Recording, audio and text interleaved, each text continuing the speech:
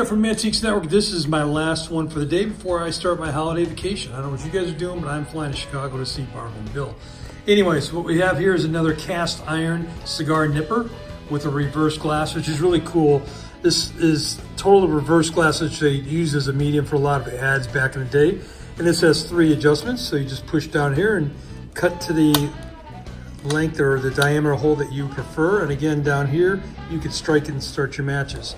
So if you are a fan of cigars, tobacco, vintage advertising, or just heavy, cool cast iron stuff, this might be for you. These are antiques. These are mantiques. Antique, mantique. These guys sell mantiques.